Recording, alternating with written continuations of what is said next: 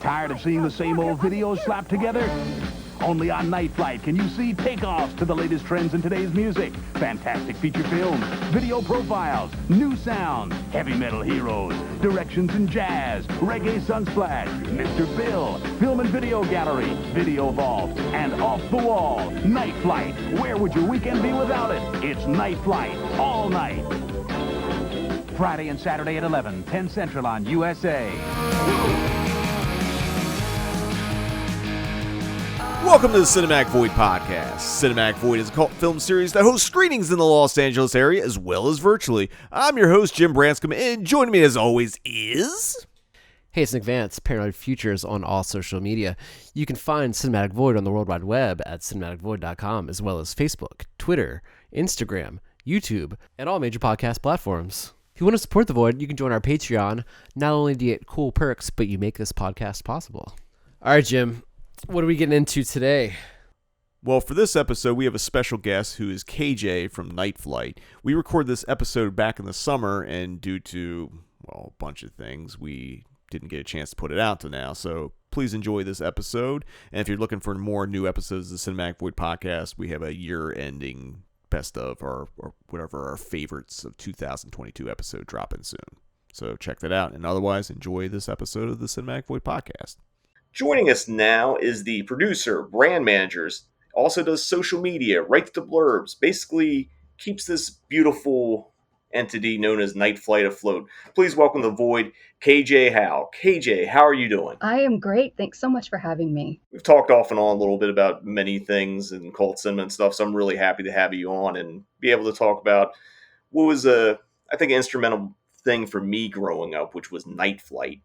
So for those who are listening who aren't sure what exactly Night Flight is, could you talk about what it was originally and what it is now? Night Flight originally came out in 1981. It was formed by Stuart Shapiro and Stuart Samuels. They just basically approached USA Network with this idea of doing something creative, giving a platform to musicians and artists and weirdos. And they were like, you know what? We've got this entire block from like midnight till 4 a.m. If you just want to go crazy, have at it. So a lot of what you're seeing from the original Night Flight were people who, these musicians making music videos. This is all pre-MTV. And their approach was to have it in more of like sort of a documentary style with somewhat of a narrator and a lot of interviews, things of that nature. So Night Flight was taking you to school. MTV came along and it was like more of like, we're going to take you to a party. So they were doing the similar things, but going in different directions, if that makes any sense. So could you explain what Night Flight as an entity is now? Now, since Night Flight ran, it was on from 81 until like 1994, which is a pretty healthy run. So there are all of these old Night Flight episodes from that we still have in our quote unquote vault, which is just basically an enormous storage space in LA that's hands off to all of us. But we have been, we got the streaming channel going. Stuart wanted to do that in 2015, which is when I was brought on. And he approached me and said that he wanted to do something like a streaming service, and he wanted to have old episodes of Night Flight, but also include and incorporate things like cult films and short films by independent creators, that type of thing. Of course, new wave theater, old public access, cable access, weirdness from, the 80s and whatnot. And I thought it was an excellent idea. So I was originally brought on as a writer. I fucking hated it. And so I was like, you know what? We don't have any sort of social media presence. I was like, let me do that. He's like, fine, I'm not going to pay you, but you can have at it and do whatever you want. And kind of the rest is history after, several demands to be paid for my work. But, here we are. Before Night Flight, what kind of like background did you have? Like you said, you're a writer, but like, were you into cult cinema? Were you into like, Yeah. crazy grad bands Yeah. and stuff like that? Was it just like you heading to Night Flight just seemed like a a natural destination for you? Well, what happened was, and this is all kind of piecing together that all roads led to Night Flight eventually for me, was originally my background is that I was a musician. I was in a band, and I also booked a lot of shows. I would go into bars in my city that were about to close down, that were just basically just these shitty dive bars. And I was like, look, you're going out of business. Let me go nuts in here. So I bought a PA system. I'd bring a PA system and I just book bands, like crazy, just packing these little bars. And eventually, you're actually bringing these bars back from bankruptcy and you're like, oh, there's something to this. This is a pretty neat thing. And kind of interested in that road for a while. But my band had a fan. This is all going to make sense in a second. This guy, Mike Feldman. Mike Feldman originally lived in Philly. He and I became buddies. He was a huge fan of my band at the time, and we kept in touch. And after he was in marketing, he worked for Sailor Jerry, and then he got headhunted, moved to LA to work for Vans. This is all going to make sense in a second. Sorry, I'm going off base here, but he contacted me and he goes, hey, you'll never guess who just wrote to me. He goes, Night Flight. I was like, what, are you fucking kidding me? Night Flight? Like the Night Flight? He's like, yeah. He's like, but they're sort of DIY now and they basically can't afford me. And I was like, well, they can afford me. I'm, work for free. I don't care. Mike Feldman gave them my info and they got in contact with me. And with this background that I had with, having been a musician myself and understood what it was like to get completely fucked over by people who were exploiting artists, that was kind of my MO, is to make sure that anyone else that we bring on, including musicians or filmmakers, we're all sort of making sure that those people are protected within our contracts and whatnot. Add to that, I'm a huge fucking nerd, and I don't know if it's all right for me to say fucking or anything, but I'm a big nerd, and I have tons of horror films in my collection. I've been collecting them since I was like 17 years old. Had to have custom shelves built for my VHS tapes and that type of stuff, so I think everyone my age sort of has a VHS collection now. Now, oh, good. You're talking about your VHS collection. How many VHS tapes do you currently have? Oh, it's in the thousands by this point. It's a mental health crisis, probably a cry for help. But I had to have custom shelves built for the ceiling for this thing. It's a beast. So, how do you organize them? By genre. I can't do I can't alphabetize that. It drives me crazy. I have this very specific sort of compulsion, so it's all by specific genre.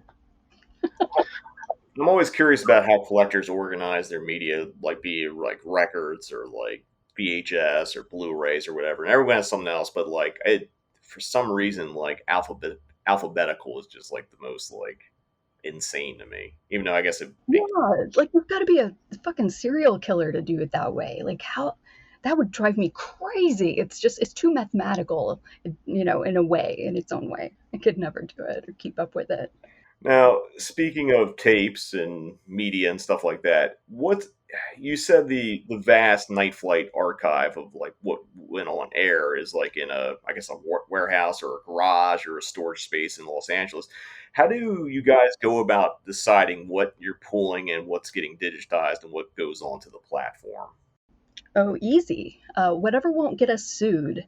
Whatever we still have a licensing for, that is strictly how we operate. A lot of people are like, hey, well, why can't I find, fabulous stains on your channel? Or, we get a lot of, why don't you ever, and it's all just like, dude, we don't have the rights.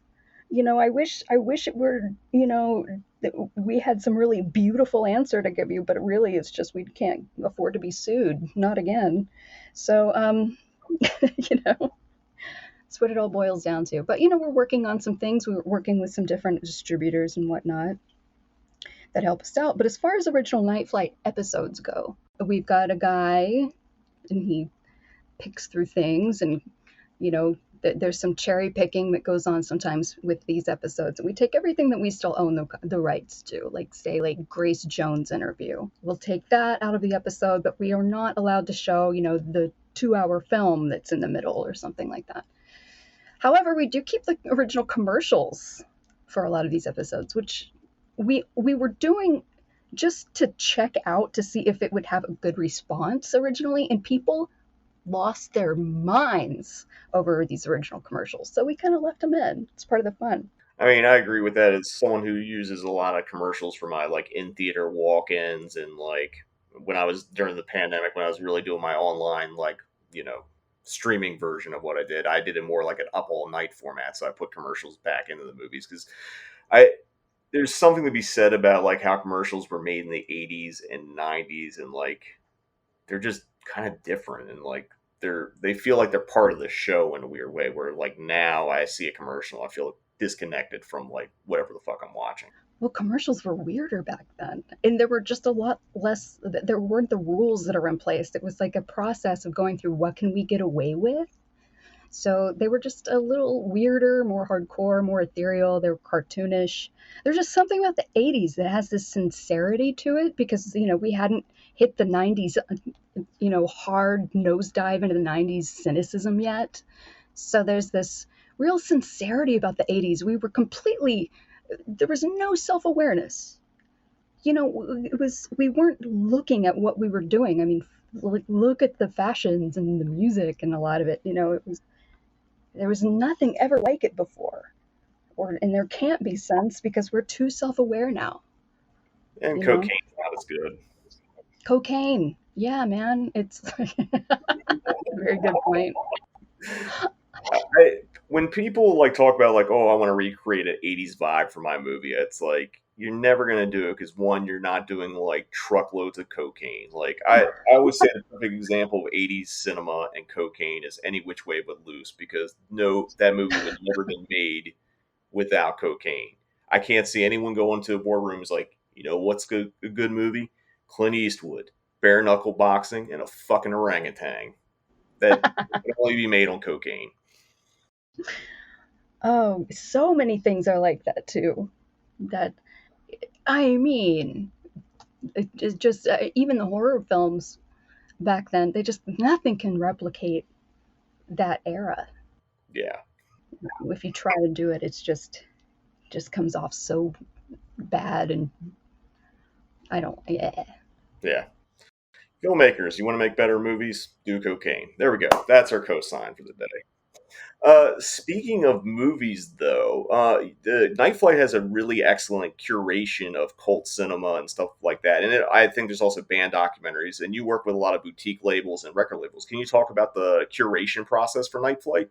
Sure. We are lucky enough to work with really amazing labels, the re-release labels and distributors like Vinegar Syndrome and Severin. David Gregory is amazing. Just really cool people to be involved with. And, just working in MVD. God, MVD, they really are to give huge thanks for getting us really off the ground, because it was their collection really that bolstered what we're doing with the streaming service. And every now and then, probably the most fun part of my job, besides just being a lazy piece of shit that just gets to post my favorite stuff online all day and get paid for it, the second best thing ever is like getting to go through the lists and circle all of the best films that are coming in through these services and being like, okay, here's something from FilmRise, who has this enormous catalog, and I get to go through and cherry pick all the cool stuff that I think would work for us sometimes. And I also have our senior producer, Tom Malarney.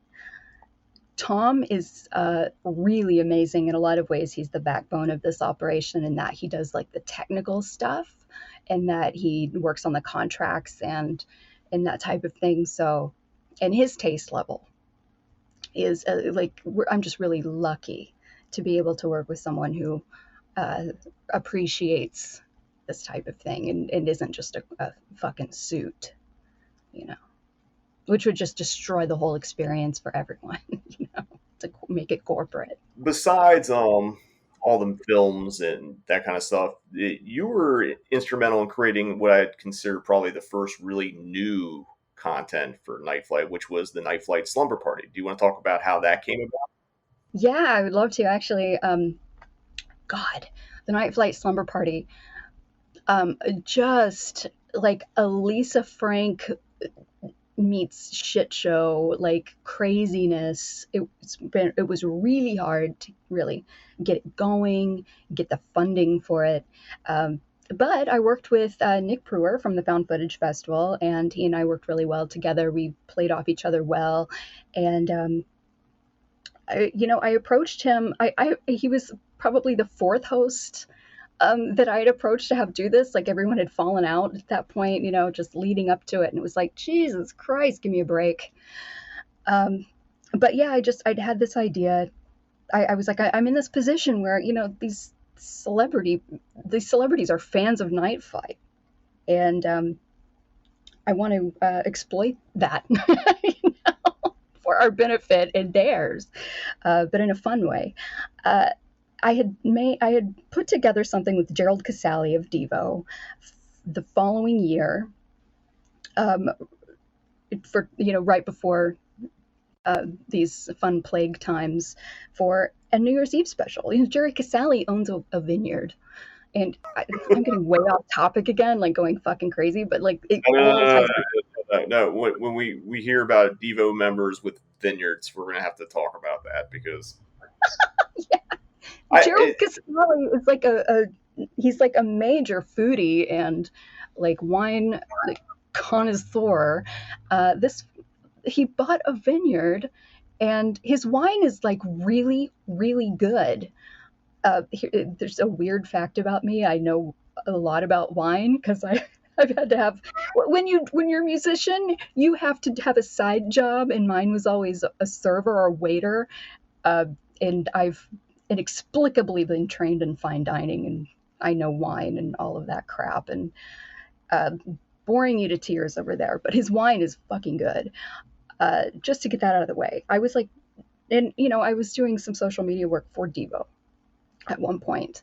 And so I shoehorned that into a meeting with Gerald. And I was like, we've got to do a special with you, Gerald. That would just be so cool. And let's incorporate your wine somehow. We can just have you select some films, and we'll have we'll make it like a dinner and a movie kind of thing. And Gerald's going to make some recipes, and you can follow along. And this is going to be very surreal. What ended up happening, though, was he was concerned about the wine sales. And I was like, and it just hit me. New Year's Eve. Everybody's going to be buying wine anyway. Let's incorporate this. So we did a very Devo New Year's Eve. He completely sold out of wine in record time, and it scared the shit out of us. We weren't prepared for this, and it was so close to being a disaster, but we pulled it off. But we were able to get a lot of Devo fans involved in this, which was just a live stream gathering. People could buy in, which included a package that was like 2 bottles of wine, red and white, that included Jerry's signature dishes that he created. That it also included like a live Q&A with Gerald, and all of these guests were joining us, like Dana Gould, who's a producer from The Simpsons, and he's been around forever, just the most amazing stand-up comedian and writer. John Ross Bowie, who I am just, I adore him, and he was on Curb Your Enthusiasm, was on Big Bang Theory, yada yada, and Rob Zabrecki, the magician from the Magic Castle, joined us. Just all of these people, it just showed up, and it was just absolutely incredible. Jake Fogelnest, who will be furious if I don't mention his name somewhere in here, showed up, and that was a blast, and he's hysterical. So after we pulled this off, basically, I was like, I want to do something like this all the time. It would be so stupid not to. I've got this platform. We're not doing anything with it except for showing all this old stuff. And I was like, let's make something new. So that's how that was born.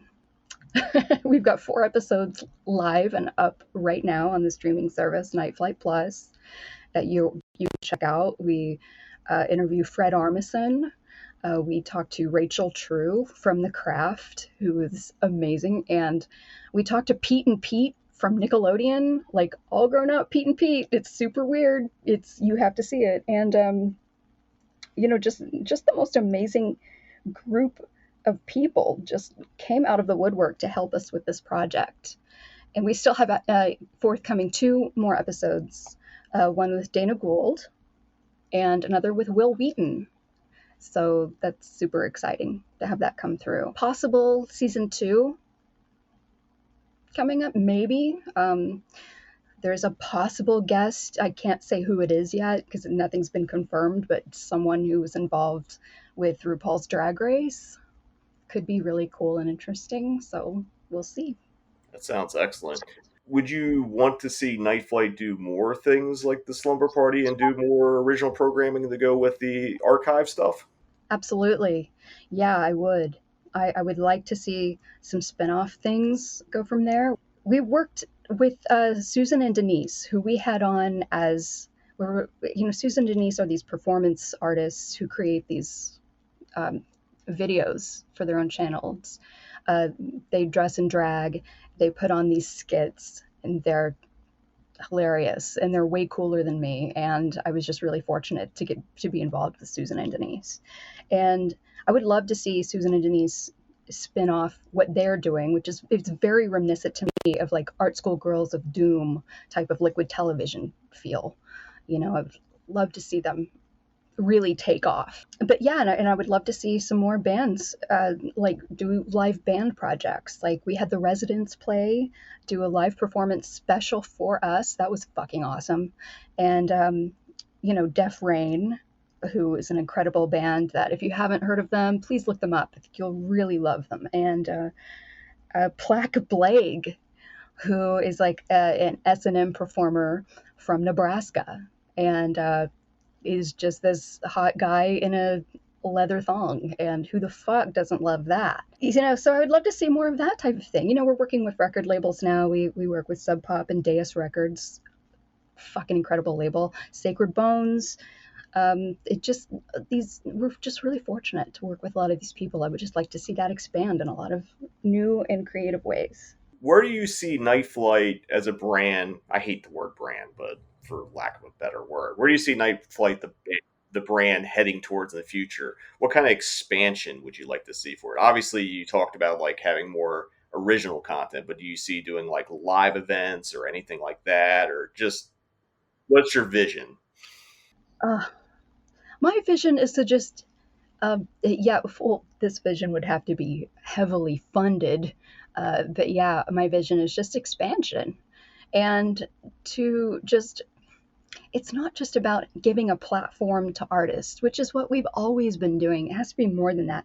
I just want this to be like this mega legacy that, it's that, we're the little guys. It's just been so DIY that I want to make sure that effort never goes away, like the passion behind it, because this has definitely been a passion project from the start back in the 80s. Like, this is just how we are. I'd love to be able to expand that without having to go corporate in any way. So just, it reminds me of, I don't know if you've seen that movie Freaked by Alex Winter, but yeah, with Randy Quaid is showing Freak World, and it's just a tiny model. He's like, the new Freak World, and he lifts up a blanket, and it's the exact same model, but bigger. That's basically what I'm trying to describe. Just everything the same, but fucking bigger, I don't want to change it too much. So an actual real expansion where it's like, you don't change what works, you just want more of it to be bigger. Yeah, exactly. Awesome. And I want to sell more merch from independent creators. I want people who have their films or their own t-shirts and that type of thing. I want that all to be in the store so that they can still make money off of it. Because if we're not supporting these artists, then we're nothing but the assholes that we are trying to fight against, So that too. Outside of Night Flight, what other things are you working on? Or are you just primarily just focused on Night Flight at the moment? Primarily, it's Night Flight at the moment. I'm open. I worked very briefly for a VHS store in LA that is still open and doing business. And I worked a bit for Devo and things like that. But that's posting stuff for other people. I would really love to do something new and start a new project. I'd really love for Slumber Party, the second season, to take off. But, we're kind of just open right now to trying some new things with Night Flight. We really just want to make sure that this is successful and that, we just keep it going and keep it steady paced and whatnot. So, yeah, that's really where my focus is now. All right, KJ, it's been an absolute pleasure talking to you today. Where can people find Night Flight online? nightflightplus.com. You can check out our full library. We have a 7-day free trial, so you can watch whatever you want for free up to that week and quit fucking complaining about how much Night Flight costs. Please? Do you have any fucking idea how much Night Flight costs? It's nothing. It's like $4 a month. So yeah. Sign up for the free service if you're going to complain about it. Watch our content for free and fuck off. No, I'm just kidding. Don't care any of that. Are you? Imagine other streamers took that approach. So, you don't like our shows? Fuck you. I don't know. But seriously, I didn't want to say that. We have content that you can't find anywhere else. We're supporting all of these independent filmmakers and giving them a platform. You can't find it anywhere. Original episodes of Night Flight you can't find anywhere else. These new labels putting their music videos out for these bands and all these artists, the only place you can find them is if you search for them by name and look them up on YouTube. They're not curated anywhere anymore. MTV is fucking useless. When was the last time they did anything to support bands or anything like that? But it's that whole formula, why did it die? We need that. The industry needs that, to support new music and get the word about these bands out there somehow. So we're kind of trying to do that. So fucking shut the fuck up and support us, because we also give royalties as viewership-based royalties to the artists. So you're supporting artists by supporting Night Flight. Yeah. Thank you so much for joining us today. It's been an absolute pleasure. Same here. Thank you so much, you guys. Love ya.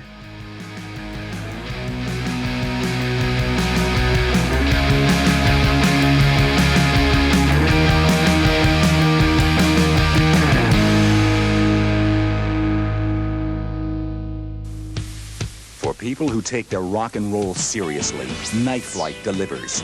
Everyone who's anyone is talking about it. Hi, I'm Grace Jones. Hi, this is Adam X. Hi, this is Steve Miller. When I fly like an eagle, I fly on Night Flight. Night Flight takes off to explore topics and trends in music culture. Hi, this is Wendy O from the Plasmatics. Hi, Love and Oneness. This is Jimmy Cliff. I'm Robin Gibb of the Bee Gees. Night Flight offers a commercial-free half hour of the week's hottest films and videos. Hello. My name is Ian Hunter. We're here on Night Flight on the USA Network. Night Flight. Night Flight. Your connection with cults, classics, concerts, and more. Good night, Flight. If you're ready to reach new heights of music experience, you're ready for Night Flight, cable TV's original music show. So watch it. It's gonna be great. Every Friday and Saturday night at 11 p.m. Eastern, 8 Pacific, only on USA.